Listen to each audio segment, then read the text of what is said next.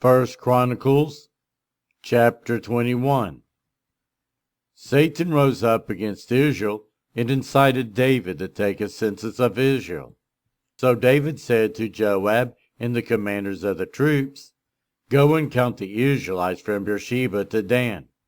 Then report back to me so that I may know how many there are."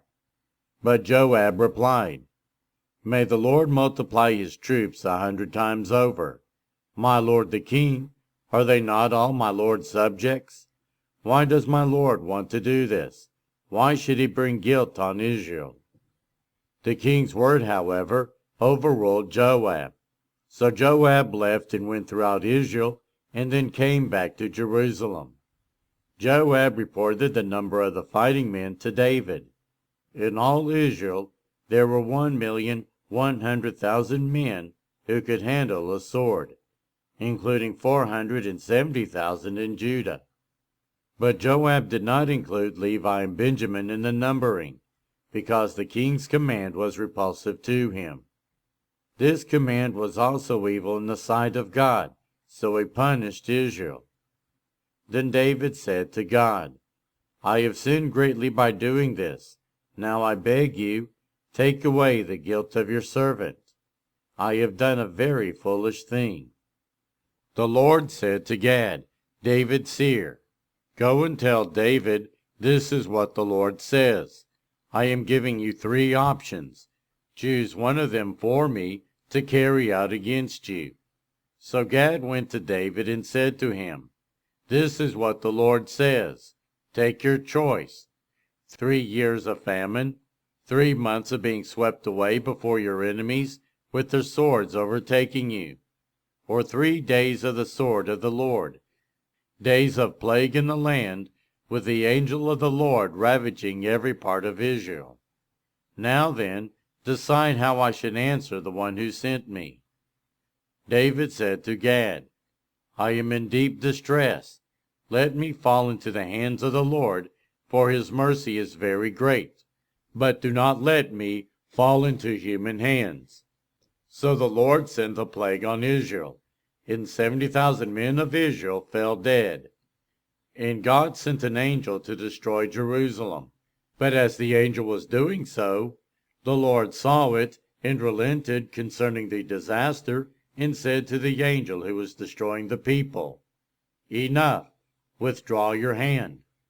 The angel of the Lord was then standing at the threshing floor of Araunah the Jebusite.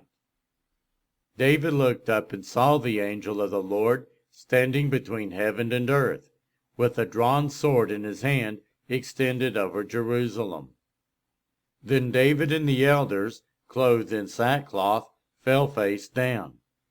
David said to God, "Was it not I who ordered the fighting men to be counted? I, the shepherd, have sinned and done wrong.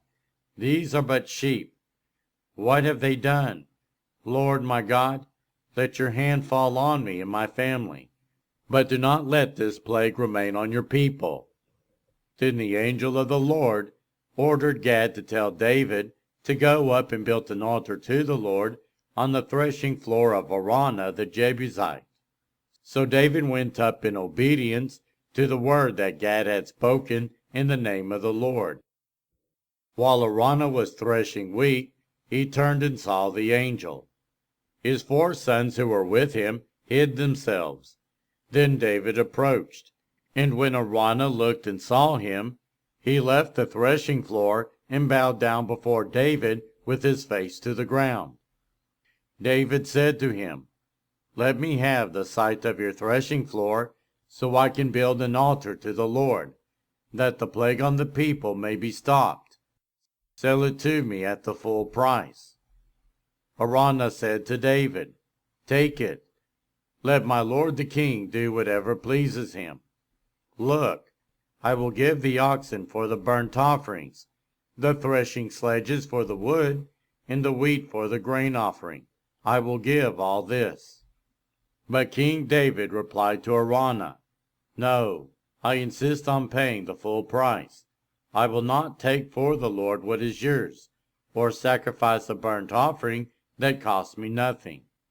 So David paid Araunah 600 shekels of gold for the site. David built an altar to the Lord there, and sacrificed burnt offerings and fellowship offerings. He called on the Lord, and the Lord answered him with fire from heaven on the altar of burnt offering. Then the Lord spoke to the angel, and he put his sword back into its sheath. At that time, when David saw that the Lord had answered him on the threshing floor of Araunah the Jebusite, he offered sacrifices there. The tabernacle of the Lord, which Moses had made in the wilderness, and the altar of burnt offering were at that time on the high place at Gibeon.